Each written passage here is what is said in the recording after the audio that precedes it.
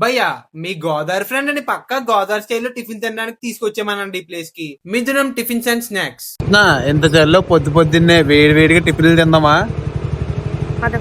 చల్ల పునుకులు.